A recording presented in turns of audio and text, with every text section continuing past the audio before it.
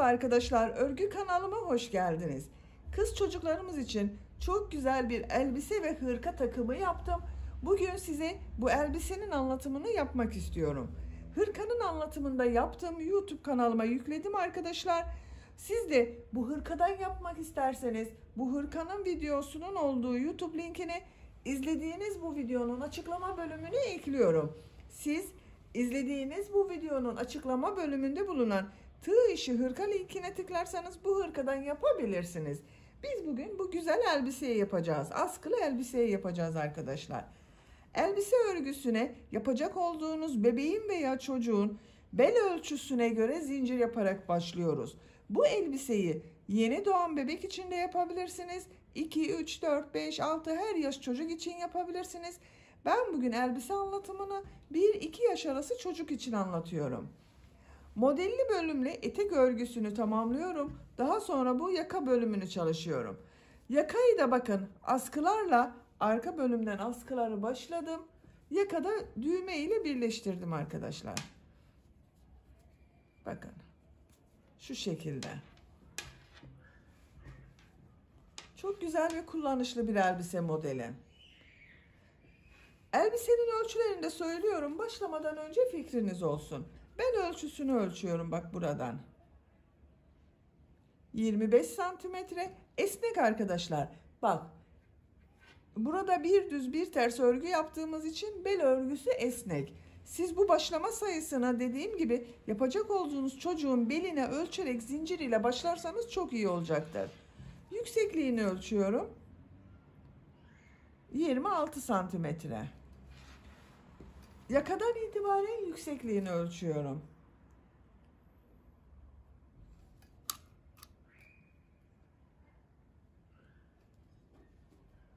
...39 santimetre. Bu ölçüde 1-2 yaş arası güzel bir ölçü. Ben bugün bu elbiseyi 1-2 yaş arasındaki bir kız bebek için yaptım. Siz istediğiniz yaş grubu için yapabilirsiniz arkadaşlar. Bakın düğmesini de takıyorum. 2 tane düğme kullandım arkadaşlar. Bakın burada siz istediğiniz gibi düğme kullanabilirsiniz. Elbise örgüsünde iplik olarak Alize Şeker'in bebe ipliği var. Bunu kullandım arkadaşlar. Ben bugün bu ipliği kullandım. Siz istediğiniz marka iplik ve renkleri kullanarak bu elbise örgüsünü yapabilirsiniz. Her türden ipliği kullanabilirsiniz arkadaşlar. Koton ipliklerde kullanabilirsiniz. Kullandığım iplik üzerinde 100 gram iplikte 320 metre var. Bu iplikten 1,5 adet iplik kullandım. Bak bu ikinci yumak arkadaşlar. 2 adet yumağa ihtiyacınız var. Renk numarasını soranlar için de bak 185 arkadaşlar. Tığ olarak da 5 numara 3 milimetre tığ kullandım. Siz daha büyük numaralı tığ kullanırsanız yaptığınız elbise daha büyük olacaktır. Daha küçük numara tığ kullanmayı tercih ederseniz ve eliniz de sıkıysa arkadaşlar benimle aynı sayıda başlarsanız yaptığınız elbise benim yaptığım elbiseden daha küçük olacaktır. İpliği tığ hazırlayalım. Hep birlikte bu elbisenin örgüsünü yapalım. Örgü kanalıma abone değilseniz abone olmayı unutmayın lütfen. Örgü kanalıma abone olmak ücretsiz. Örgü kanalıma ücretsiz abone olup orada bulunan zil şeklinde dokunarak açık yaparsanız kanalıma video yüklediğim zaman ilk önce size bildirim gelir. Örgülerimden herkesten önce sizin haberiniz olur. İzlediğiniz videolarıma beğeni ve yorumlarınızı da yaparsanız çok sevinirim arkadaşlar. Örgü kanalıma ücretsiz abone olup beğeni ve yorumlarıyla da destek olan bütün arkadaşlara ayrıca teşekkür ederim. Hepinize kolay gelsin. İyi çalışmalar. Örgüye zincir yaparak başlıyoruz. Zincir yapabilmek için ilk ilmeği ben bak bu şekilde yapıyorum. Size nasıl kolay geliyorsa ilk ilmeği öyle yapabilirsiniz. Zincirleri yapmaya başlıyorum bak. Çok sıkı zincirler yapmıyorum. 108 zincir yapalım. 108 zinciri yaptım. Çok sıkı zincirler yapmadım bakın arkadaşlar. Bu sırada bu zincirler üzerine trabzan yapacağız. Bu 108 zincirin kaç santimetre olduğunu ölçüyorum.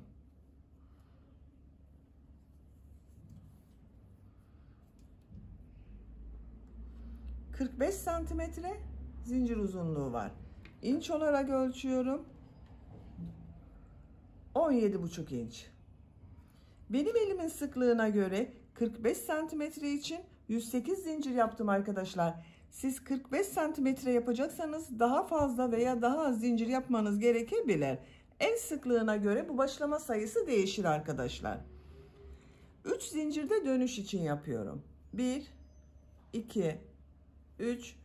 Tığ üzerine iplik alıyorum. 3 ilmek atlıyorum. 1, 2, 3. 4. ilmek içerisine trabzan yapıyorum. 2 defa da çıkardığım trabzanı yapıyorum bak. Diğer zincir üzerine de trabzan yapıyorum. Her ilmek üzerine bir trabzan yapıyorum bakın.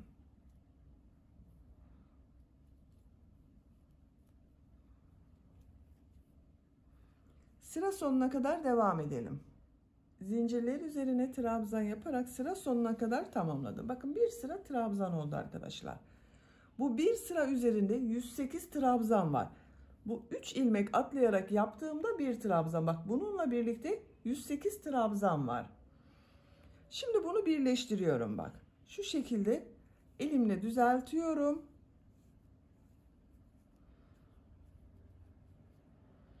Bu ilmek ile ilmek kaydırma yaparak birleştiriyorum. Bak. İlmek aldım, çektim. Tığ üzerinde bulunan ilmekten de çektim. Tekrar kontrol ediyorum. Bakın düzgün oldu. 2 zincir yapıyorum. Bu sırada bu yaptığım trabzanları bir düz bir ters boşluktan alıp trabzan yapacağız. Tığ üzerine iplik alıyorum. Bak bu ilk trabzanı boşluktan alıyorum. Trabzan yapıyorum. İkinci trabzanı ters taraftan boşluktan alıyorum. Trabzan yapıyorum. Düz taraftan bak boşluğa tığ takıyorum. Trabzan yapıyorum. Ters taraftan boşluğa tığ takıyorum. Trabzan yapıyorum.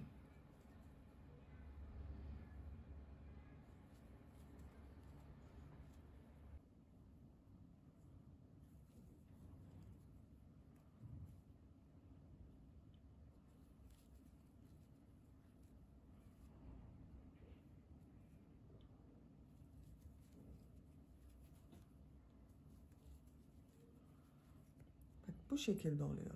Bir düz bir ters boşluktan trabzan alarak yapıyoruz. Sıra sonuna kadar devam edelim. Sıra sonuna kadar tamamladım. Son trabzanı da düz taraftan boşluktan alarak trabzan yapıyorum. Bak sıra başında düz taraftan boşluktan aldım, trabzan yaparak başladım. Sıra sonunda da düz taraftan boşluktan alarak trabzan yaptım. Son ilmek ile bu ilmeği ilmek kaydırma yaparak sırayı birleştiriyorum. Sıra başında 2 zincir yaptığımda bak ters tarafta görünen trabzan oldu arkadaşlar. Burayı da birleştirelim. Bak burada bir boşluk var. Bunu birleştiriyorum. 3 ilmek atlayarak yaptığım bak bu trabzanı şu zincirin üzerine tığ takıyorum. İçinden çekiyorum. Bak şu şekilde ilmek alıyorum. Sağlamlaştırıyorum bak buraya. Burayı da birleştirdik. Bakın.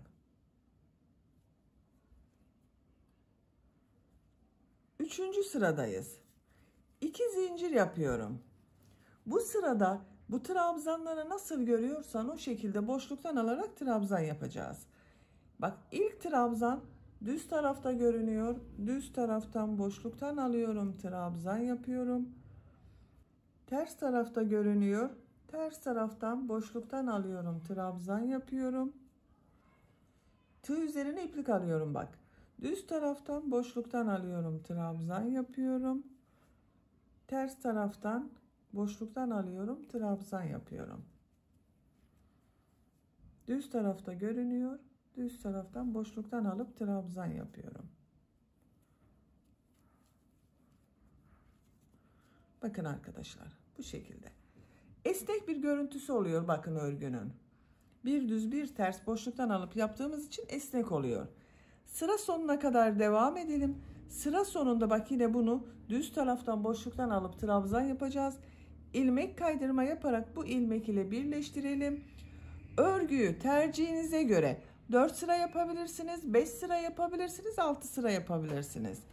Bu bel örgüsünü tamamlayalım gelelim. Bel örgüsünü 5 sıra olarak tamamladım.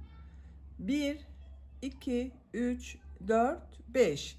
Bir düz bir ters boşluklardan alarak trabzan yaptım.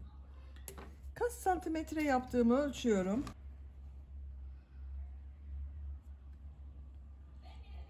3,5 santimetre genişlik var. Benim tercihime göre 3,5 santimetre yeterli oldu. Siz isterseniz bir sıra eksik yapabilirsiniz veya bir sıra fazla yapabilirsiniz. Sıra sonunda ilmek kaydırma yaparak bak sırayı birleştirdim. Bu sıradan itibaren model yerleştirmeye başlıyorum.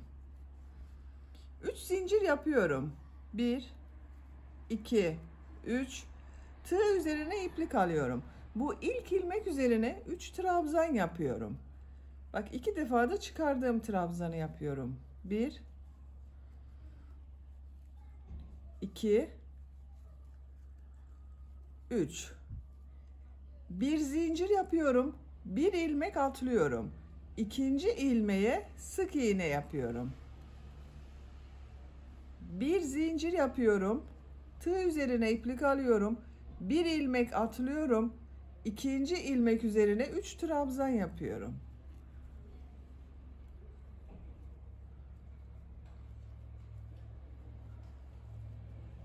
Bak. Tığ üzerine iplik alıyorum. Bu ilmek üzerine bir trabzan yapıyorum. Tığ üzerine iplik alıyorum. Bu ilmeğe 3 trabzan yapıyorum. 1, 2, 3. Bak bir model bu 7 trabzandan oluyor. Aynı ilmeğe 3 trabzan yaptım. İkinci ilmeğe bir trabzan yaptım. Tekrar aynı ilmeğe 3 trabzan yaptım. Bir zincir yapıyorum. Bir ilmek atlıyorum. İkinci ilmeğe sık iğne yapıyorum. Bir zincir yapıyorum. Bir ilmek atlıyorum. İkinci ilmeğe 3 trabzan yapıyorum.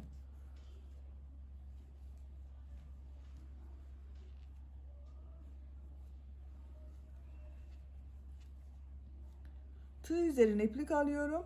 Bu ilmeğe bir trabzan yapıyorum.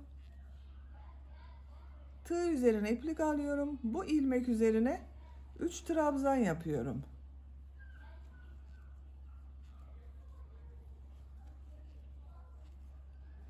Bir zincir yapıyorum. Bir ilmek atlıyorum. İkinci ilmeğe sık iğne yapıyorum. Bakın. İkinci modeli yerleştirdim. Sıra başında bak yarım model yaptım arkadaşlar. 3 zincir yaptım. Aynı ilmeğe 3 trabzan yaptım. Sıra sonuna kadar bu şekilde modelleri yaparak devam edelim. Modelleri yaparak sıra sonuna kadar tamamladım. Bak bu son yaptığım modelden sonra burada 1, 2, 3, 4 ilmek var. Bir zincir yapıyorum. Bir ilmek atlıyorum. İkinci ilmeğe sık iğne yapıyorum. Bir zincir yapıyorum. Tığ üzerine iplik alıyorum. Bu ilmek üzerine 3 trabzan yapıyorum. 1, 2, 3. Bak sıra başında 3 zincir yaptım. Aynı ilmeğe 3 trabzan yaptım. Sıra sonunda da aynı ilmeğe 3 trabzan yaptım. Bu son yaptığım bak trabzanları burada yaptığım ilmek ile ilmek kaydırma yaparak birleştiriyorum. Bakın burada da bir model yaptık. Aynı ilmeğe 3 trabzan, 1 trabzan, 3 trabzan. İlk sırada model yerleştirmelerini yaptım. Kaç model yaptığımı sayıyorum. Bak bu ilk yaptığım modelden başlıyorum. 1, 2, 3, 4, 5, 6, 7, 8, 9, 10, 11, 12, 13, 14, 15, 16, 17, 18 model var bir sırada arkadaşlar. Bak görüntü olarak böyle. İkinci model sırasındayım. Bir zincir yapıyorum, örgüyü çeviriyorum. Bu sırada bu aynı ilmeğe yaptığım üçer trabzanları boşluktan alıp sık iğne yapacağız.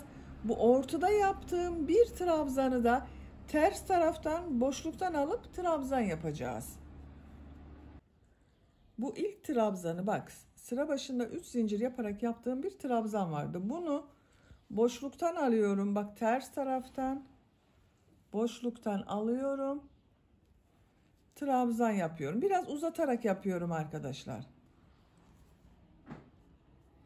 Bir zincir yapıyorum. Bu 3 trabzan var bak birlikte. Bunları sık iğne yapıyorum. Boşluktan alarak sık iğne yapıyorum. 1 2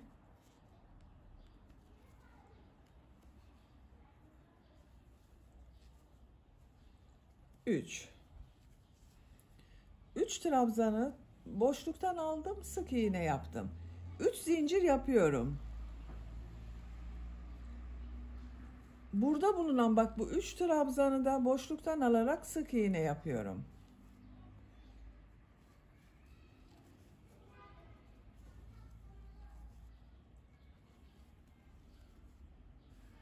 Bir zincir yapıyorum. Tığ üzerine iplik alıyorum. Bu tek trabzanı ters taraftan boşluktan alıyorum. Trabzan yapıyorum. Bir zincir yapıyorum. Bu 3 trabzanı boşluktan alıyorum. Sık iğne yapıyorum.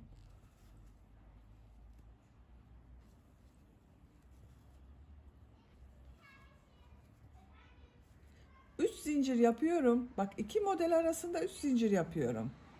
Bu 3 trabzanı sık iğne yapıyorum boşluktan alarak.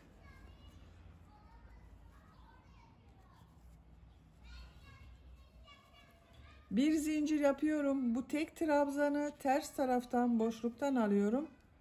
Trabzan yapıyorum. Bir zincir yapıyorum. 3 trabzanı boşluktan alarak sık iğne yapıyorum. Bak. Düz taraftan görüntüsü bu şekilde oluyor arkadaşlar. 3 zincir yapıyorum. Diğer modelde 3 trabzanı boşluktan alıyorum, sık iğne yapıyorum. Sıra sonuna kadar devam edelim. Sıra sonuna kadar tamamladım. Bak, sıra sonunda da 3 trabzanı boşluktan aldım, sık iğne yaptım. Bir zincir yapıyorum. Sıra başında boşluktan alarak yaptığım bir trabzan var bak. Buna şu şekilde tığ takıyorum. İlmek kaydırma yaparak sırayı birleştiriyorum. Bakın arkadaşlar, görüntüsü böyle.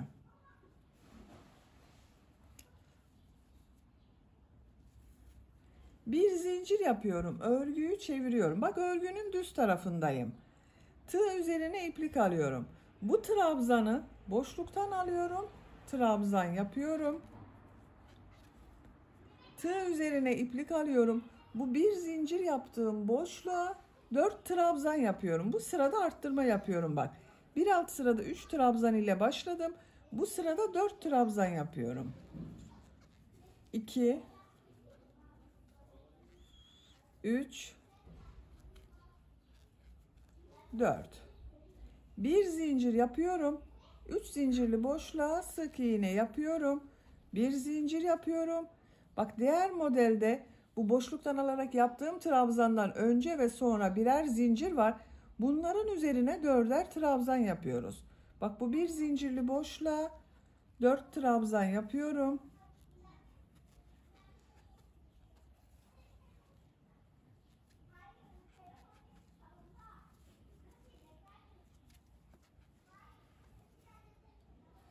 Tığ üzerine iplik alıyorum.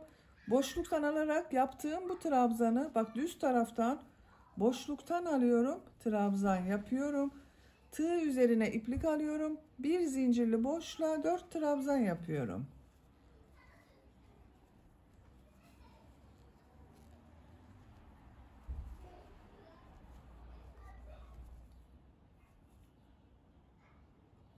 Bir zincir yapıyorum.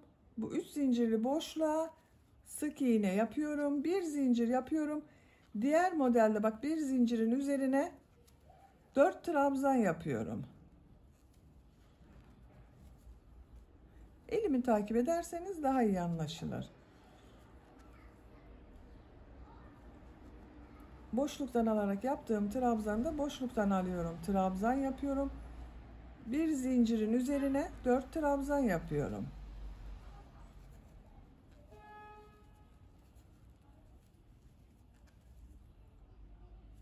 Bir zincir yapıyorum. 3 zincirli boşluğa sık iğne yapıyorum. Bakın. Biraz daha büyük model yaptık bu sırada arkadaşlar. Sıra sonuna kadar devam edelim. Sıra sonuna kadar tamamladım. Sıra sonunda bak yarım modeli yapıyorum. Bir zincir yapıyorum.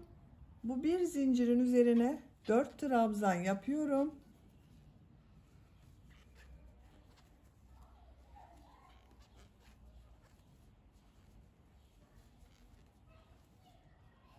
Tığ üzerine iplik almadan burada yaptığım, bak boşluktan alarak yaptığım bir trabzan var. Bununla ilmek kaydırma yaparak sırayı birleştiriyorum. Bakın arkadaşlar, bu şekilde oldu. Bakın bu sırada 4'er trabzan yaptık. Model biraz daha büyük oldu. Örgünün ters tarafındayız bak. Bir zincir yapıyorum, örgüyü çeviriyorum. Tığ üzerine iplik alıyorum. Bak burada bu boşluktan alarak yaptığım trabzan var. Ters taraftan boşluktan alıyorum. Trabzan yapıyorum.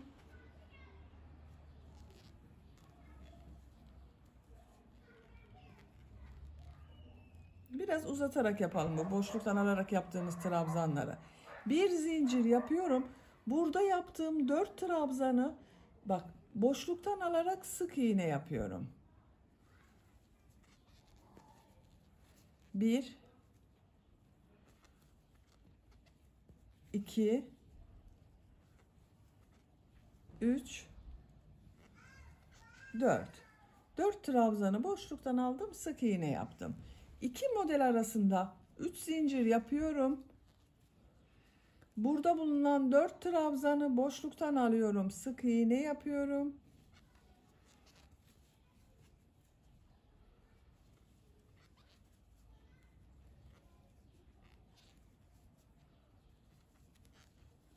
Dört sık iğne yaptım. Bak boşluktan alarak bir zincir yapıyorum. Tığ üzerine iplik alıyorum. Bak düz taraftan boşluktan alarak yaptığım görünen bir trabzan var. Bunu örgünün ters tarafından boşluktan alıyorum. Trabzan yapıyorum.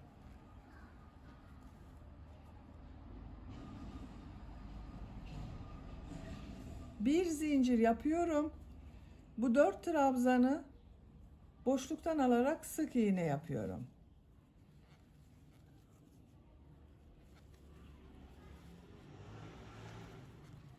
İki model arasında 3 zincir yapıyorum. Bu 4 trabzanı bak boşluktan alıyorum. 4 sık iğne yapıyorum. 1 2 3 4 bir zincir yapıyorum. Bak burada bir trabzan görünüyor ama bak ters tarafta görünüyor. Ters taraftan boşluktan alıyorum. Trabzan yapıyorum. Bir zincir yapıyorum. Bu 4 trabzanı boşluktan alarak sık iğne yapıyorum.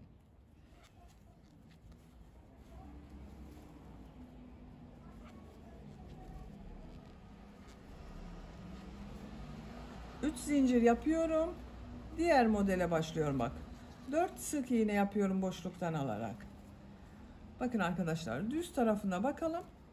Bu şekilde görünüyor. Sıra sonuna kadar devam edelim. Sıra sonuna kadar tamamladım.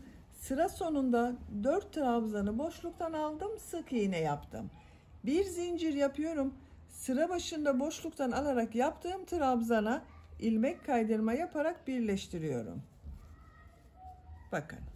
Birleştirme yaptığımız yerin görüntüsü de böyle arkadaşlar. Bakın gayet düzgün oluyor. Bundan hiçbir farkı yok. Bak normal modelden hiçbir farkı yok. Bir zincir yapıyorum. Örgüyü çeviriyorum. Bak örgünün düz tarafındayım. Bu bir trabzanı boşluktan alıyorum. Trabzan yapıyorum. Tığ üzerine iplik alıyorum. Bu bir zincirin üzerine 4 trabzan yapıyorum.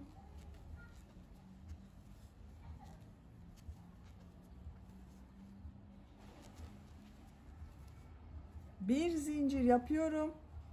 3 zincirli boşluğa sık iğne yapıyorum. Bir zincir yapıyorum. Bak bu bir zincirli boşluğa 4 trabzan yapıyorum.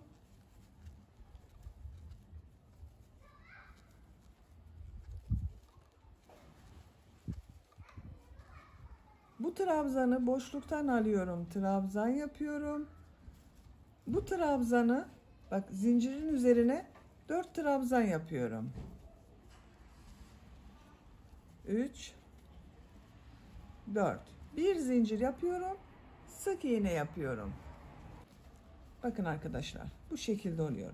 Bir modelde 9 trabzan yapıyoruz. Bak bu bir zincirli boşluklara 4 trabzan yapıyoruz. Boşluktan alarak yaptığım trabzanı boşluktan alıyorum. Trabzan yapıyorum. Bir zincirli boşluğa 4 trabzan yapıyorum. Bu şekilde sıra sonuna kadar devam edelim. Sıra sonunda geriye dönelim. Bu sık iğne boşluktan alarak yaptığımız sırayı yapıyoruz. Bu şekilde yapacağız arkadaşlar. Eteğin örgüsü bu şekilde devam edecek. Bu iki sıranın tekrarıyla etek örgüsünü tercihinize ve yapacak olduğunuz bebeğinizin büyüklüğüne göre istediğiniz kadar model sırasını tekrarlayarak tamamlayalım. Etek örgüsünü yapacağım ölçüye göre ben tamamladım arkadaşlar. Ama son sırayı bitirmedim bakın. Son sırada arttırma yapmak istiyorum. Onun için bu sırayı birlikte yapalım. Bak ters taraftan sık iğne yaptığım sırayı bitirdim. İlmek kaydırma yaparak birleştirdim. Bir zincir yapıyorum. Örgüyü çeviriyorum. Örgünün düz tarafındayım. Bu trabzan yaptığım sıradayım. Tığ üzerine iplik alıyorum. Bu bak boşluktan alarak yaptığım trabzanı boşluktan alıyorum. Trabzan yapıyorum. Tığ üzerine iplik alıyorum. Bu bir zincir üzerine 5 trabzan yapıyorum. 1 2 3 4 5 bir zincir yapıyorum. 3 zincirlik boşluğa sık iğne yapıyorum. Bir zincir yapıyorum. Tığ üzerine iplik alıyorum. Buraya 5 trabzan yapıyorum.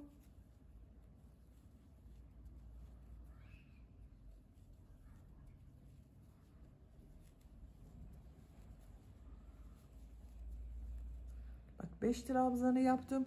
Tığ üzerine iplik alıyorum. Bu trabzanı boşluktan alıp trabzan yapıyorum. Buraya yine 5 trabzan yapıyorum. Model aynı şekilde arkadaşlar. Sadece 4 trabzan yerine 5 trabzan yapıyoruz burada.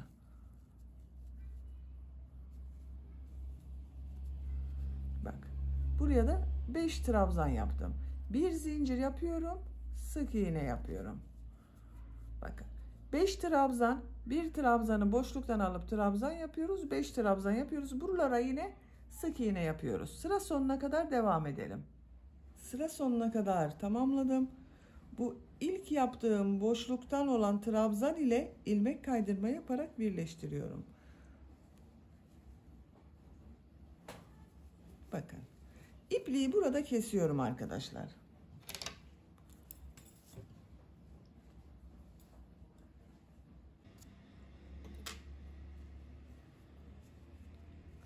Etek örgüsünü böylece bitirdik arkadaşlar. Bakın. Görüntü olarak böyle oldu. Şimdi yaka çalışmasında yapalım. Elbisenin örgüsünü tamamlayalım. Yaka için bak arka orta vardı. Birleştirme yaptığım burası. Bak birleştirme yaptığım yerde hiç belli olmuyor arkadaşlar. Model olarak görünüyor. Buradan şu şekilde katlıyorum. Ön ortayı buluyorum. Buraya bir işaret yapıyorum. Yaka başlangıcı için bana 45 trabzan gerekiyor. Buradan sayıyorum bak bu işaretten sonra 2, 4, 6, 8, 10, 12, 14, 16, 18, 20, 22. 22.'ye işaret yapıyorum. Bu taraftan da sayıyorum. 2, 4, 6, 8, 10, 12, 14, 16, 18, 20, 22.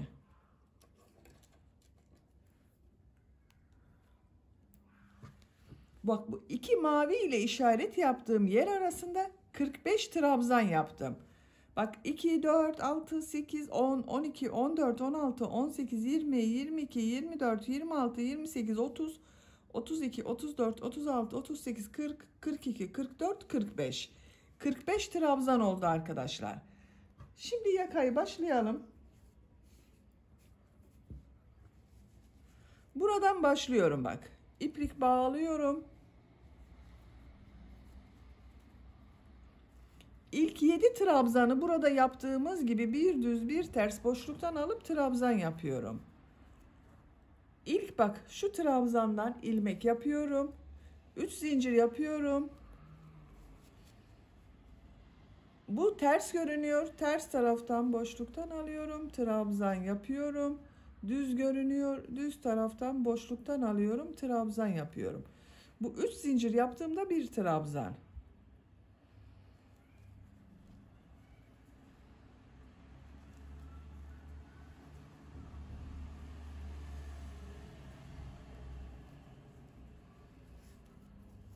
Bak.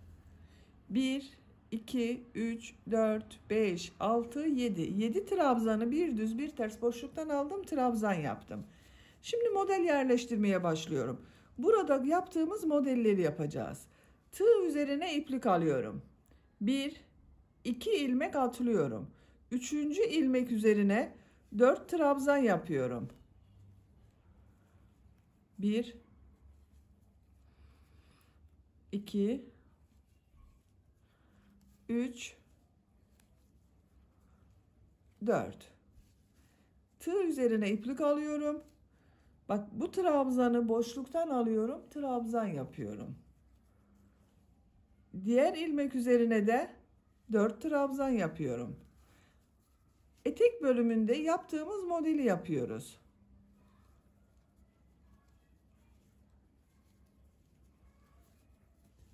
Bak. 1, 2, 3, 4 trabzan yaptım. Bir trabzanı boşluktan aldım. Trabzan yaptım. Bir ilmek içine 4 trabzan yaptım. Bir zincir yapıyorum. 1, 2 ilmek atlıyorum. 3. ilmek içine sık iğne yapıyorum. Bir zincir yapıyorum. Tığ üzerine iplik alıyorum. 2 ilmek atlıyorum. 3. ilmek içine 4 trabzan yapıyorum.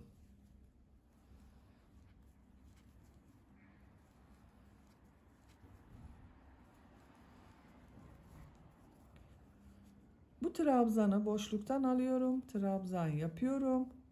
Bu ilmek içine 4 trabzan yapıyorum.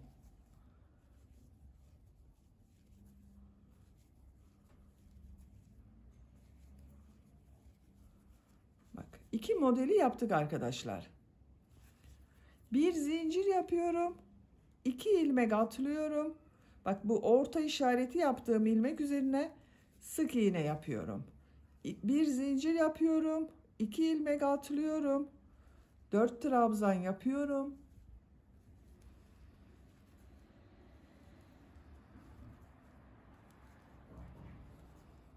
Bu trabzanı bak düz taraftan boşluktan alıyorum. Trabzan yapıyorum. Bu ilmek üzerine 4 trabzan yapıyorum.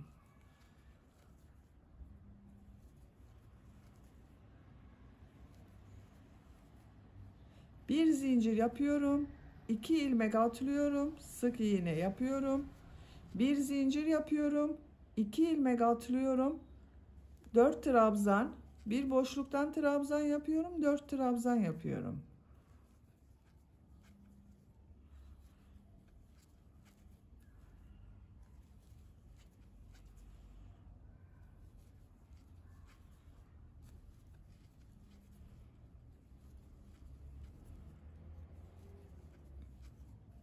Bak.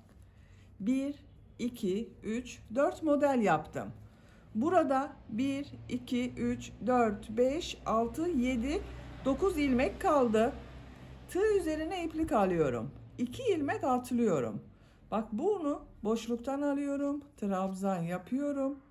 Ters taraftan boşluktan alıyorum. Trabzan yapıyorum. Sondaki 7 trabzanı nasıl görüyorsak o şekilde boşluktan alarak trabzan yapıyoruz.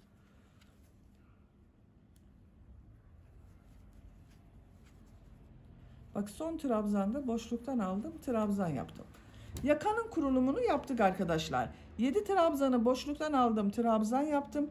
Ortaya 1, 2, 3, 4 model yaptım. Sıra sonunda bak 7 trabzanda boşluktan alarak trabzan yaptım. 3 zincir yapıyorum. Örgüyü çeviriyorum. Bu ilk 7 trabzanı nasıl görüyorsan o şekilde boşluktan alarak trabzan yapıyorum.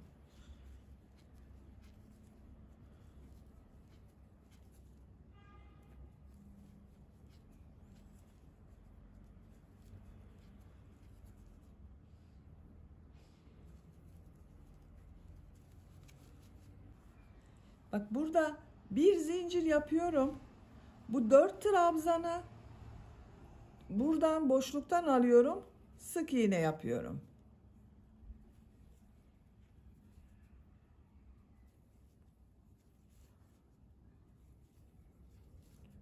Bir zincir yapıyorum.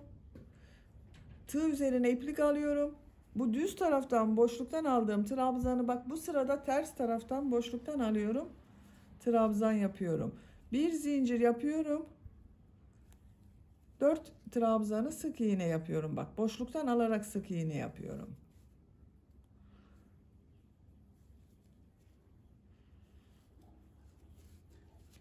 İki model ortasında 3 zincir yapıyorum. Diğer modelde 4 trabzanı boşluktan alarak sık iğne yapıyorum.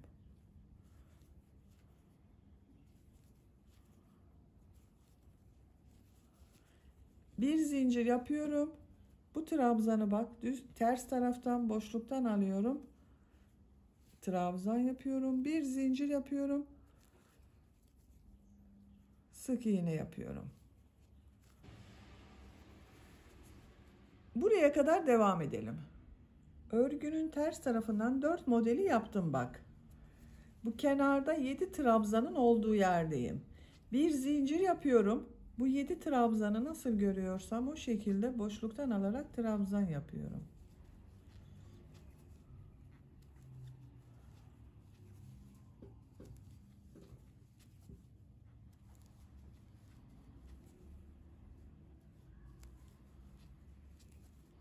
Bak son trabzanda bu 3 zincir yaparak yaptığım trabzanı boşluğa tığ takıyorum.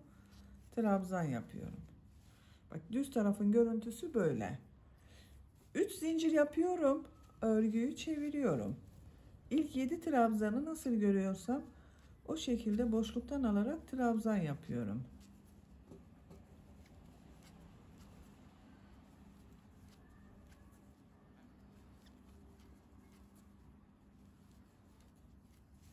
Bak 7 trabzanı yaptım. Tığ üzerine iplik alıyorum. Burada bak bu bir zincirin üzerine 4 trabzan yapıyorum.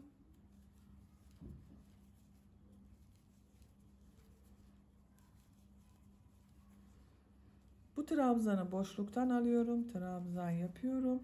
İkinci model sırasındayız arkadaşlar.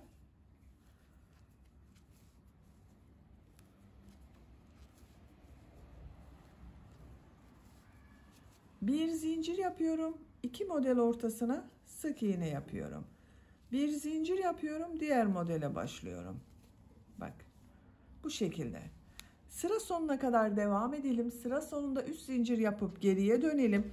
Bu 4 model ile yaka örgüsünü tercihinize ve yapacak olduğunuz bebeğin büyüklüğüne göre tamamlayalım arkadaşlar. Yaka örgüsünü 7 model sırası tamamladım. Bak 1, 2, 3, 4, 5, 6, 7. 8. modelde bu trabzanları yaptım. Örgünün ters tarafından sık iğne yaptığım sıradayım. 3 zincir yapıyorum. Örgüyü çeviriyorum. İlk 7 trabzanı nasıl görüyorsam o şekilde boşluktan alarak trabzan yapıyorum.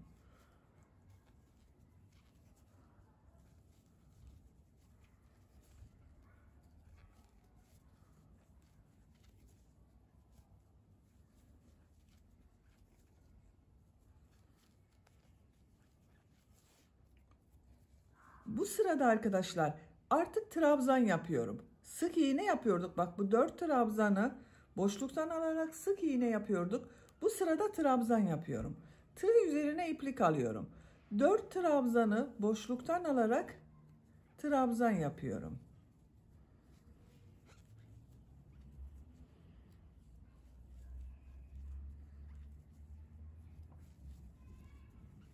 Bak, 4 trabzanı boşluktan aldım, trabzan yaptım. Tığ üzerine iplik alıyorum. Bunu atlıyorum bak.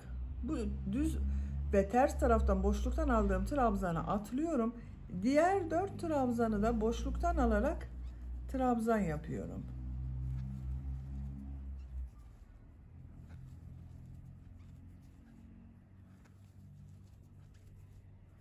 Tığ üzerine iplik alıyorum.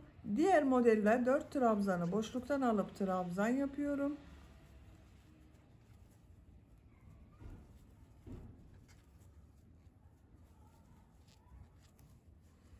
Bak, bunu atlıyorum. 4 trabzanı boşluktan alıp trabzan yapıyorum. Buraya kadar devam edelim. Trabzanları boşluktan alıp trabzan yaparak bak buraya kadar tamamladım. Sıra sonunda bu 2 ilmeği birlikte alarak yapıyorum arkadaşlar. Bir sonraki sırada bu trabzanları bir düz bir ters boşluktan alıp trabzan yapacağız. Sayıların tek sayı olması gerekiyor. Bak burada 8, 16, 24, bunu da tam yaparsam 32 olur. 7, 7, 14, 46 yapar. Bir eksik olması için bak burada ikisini birlikte yapıyorum. Sonda bulunanları nasıl görüyorsam o şekilde boşluktan alarak trabzan yapıyorum.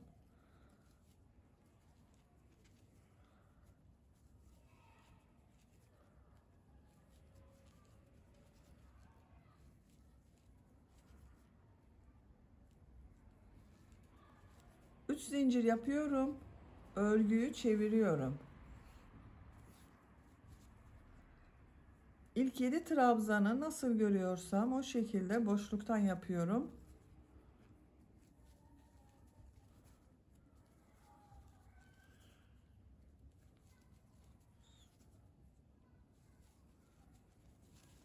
Bak kaç trabzan olduğunu sayalım.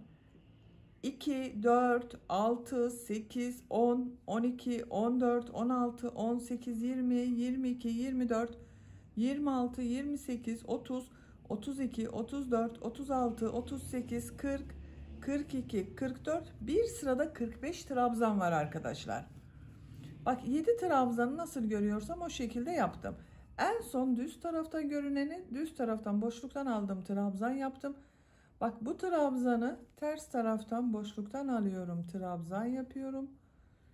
Düz taraftan boşluktan alıyorum, trabzan yapıyorum. Bir düz bir ters boşluktan alarak trabzan yapıyoruz.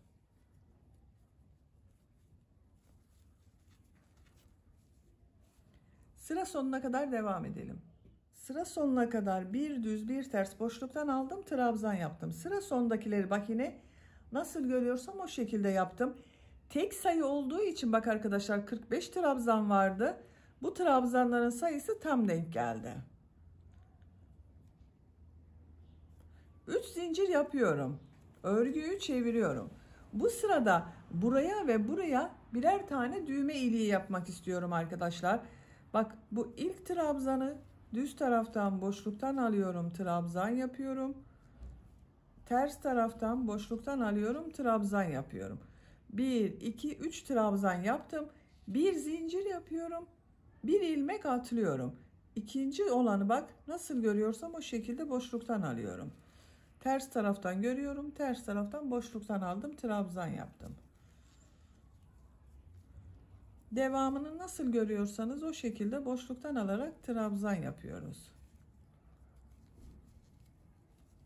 Bak buraya bir zincir yapıp bir ilmek atlayarak bir düğme iliği yaptım. Sıra sonunda da yapacağız. Burada 4 ilmek kalasıya kadar devam edelim.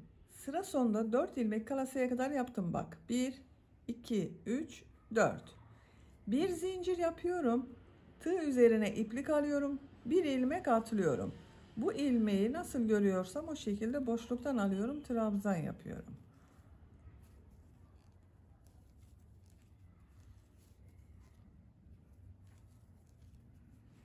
İkinci düğme iliğinde bak buraya yaptım. 3 zincir yapıyorum. Örgüyü çeviriyorum. Trabzanları nasıl görüyorsam o şekilde boşluktan alarak trabzan yapıyorum.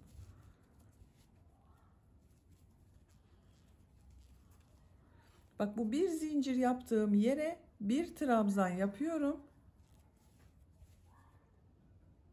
Boşluktan alıyorum, trabzan yapıyorum. Ters taraftan boşluktan alıyorum, trabzan yapıyorum.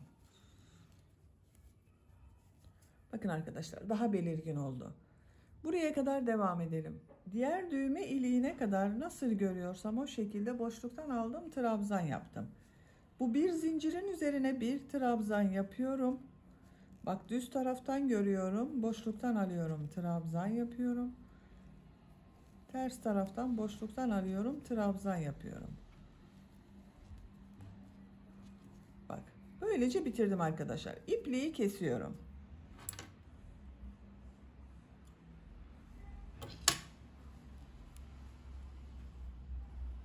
İlmeği içinden çekiyorum, sağlamlaştırdım. Bakın, yakanın örgüsünü tamamladık. Şimdi askılarını da yapalım, elbiseyi bitirelim. Askılar için örgünün arkasını çeviriyorum. Şu işaret iğnelerini çıkarıyorum.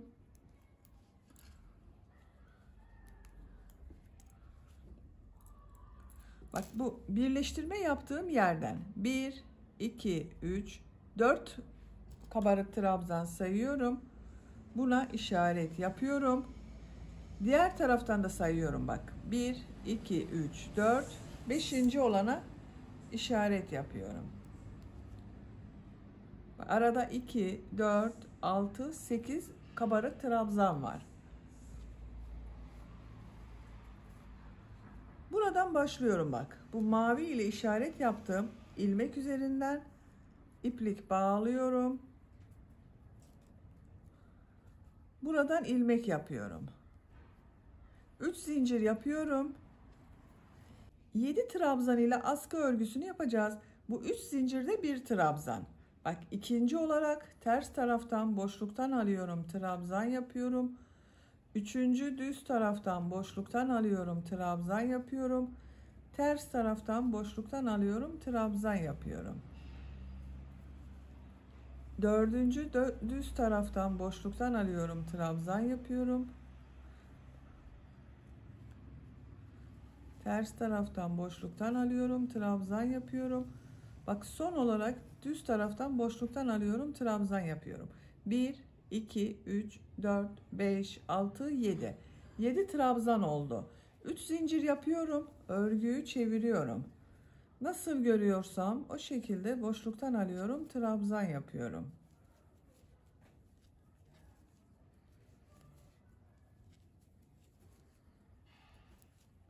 Askıyı toplam 7 trabzan ile yapıyorum. Siz tercihinize göre bunu 9 trabzan da yapabilirsiniz. İnce olsun derseniz 5 trabzan ile de yapabilirsiniz. Ama kenar görüntülerinin düzgün gelebilmesi için tek sayı yaparsanız iyi olacak. 3 zincir yapıyorum, örgüyü çeviriyorum. Nasıl görüyorsam o şekilde boşluktan alarak trabzan yapıyorum.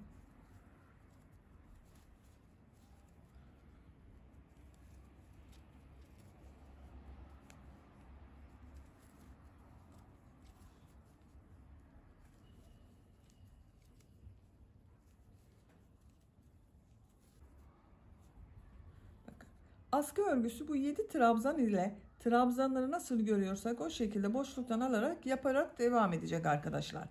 Diğer askının örgüsünde başlayalım. 2 askının örgüsünü tamamlarız. Bak, bu işaret yaptığım yerden sayıyorum. Bak, işaretle birlikte 1, 2, 3, 4, 5, 6, 7. İplik bağlıyorum. İpliğin diğer ucunu da buradan bağlıyorum. Bu trabzandan bir trabzan yapmak için ilmek yapıyorum. 3 zincir yapıyorum. Bak, ters tarafta görünüyor. Ters taraftan boşluktan alıyorum, trabzan yapıyorum. Düz tarafta görüyorum. Düz taraftan boşluktan alarak trabzan yapıyorum.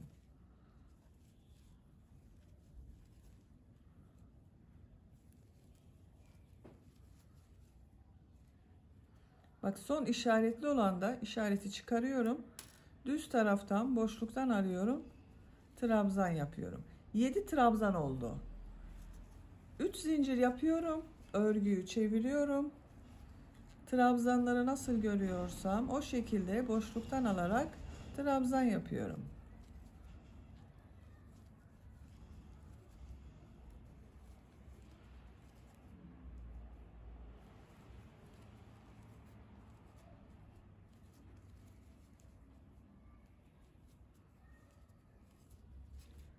Bu şekilde arkadaşlar bak. Her iki askının örgüsünü yapacak olduğunuz çocuğun omuzundan geçirin. Burayla birleştireceğiz arkadaşlar. Yapacak olduğunuz bebeğin veya çocuğun büyüklüğüne göre askıların örgüsünü tamamlayalım. İki askının örgüsünü aynı uzunlukta yaptım arkadaşlar. Bakın bu şekilde oldu. Kaç santimetre yaptığımı ölçüyorum. 40 santimetre yükseklik var. İnç olarak ölçüyorum. 15,5 inç. Kaç sıra yaptığımı da sayıyorum. 2, 4, 6, 8, 10, 12, 14, 16, 18, 20, 22, 24, 26, 28, 30, 32, 34, 36, 38, 40, 42, 44, 46, 48, 50, 52 sıra oldu arkadaşlar. 52 sıra ile askının örgüsünü yapacağım ölçüye göre tamamladım. Dediğim gibi siz bu askıyı çocuğun boyuna göre yaparsanız iyi olacaktır. Bakın. Uçlarına da düğme diktim. Ben bu şekilde metal düğme dikmeyi tercih ettim. Siz istediğiniz gibi düğme kullanabilirsiniz. Burada yaptığım düğme iliklerine takıyorum.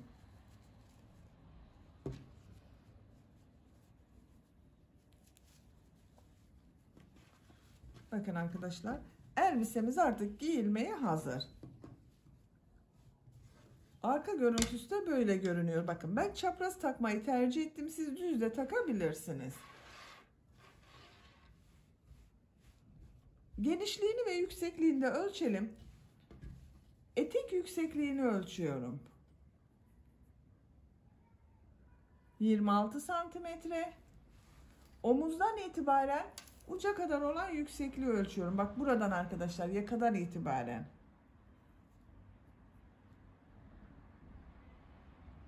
39 santimetre.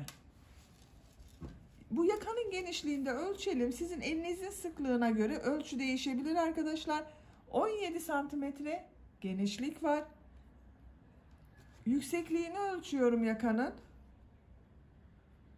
13 santimetrede yaka yüksekliği var. Ben bugün bu elbiseyi 1-2 yaş arası çocuk için yaptım. Böylece bir örgü anlatımının da sonuna gelmiş oldum. Beni dinlediğiniz ve izlediğiniz için hepinize çok teşekkür ederim.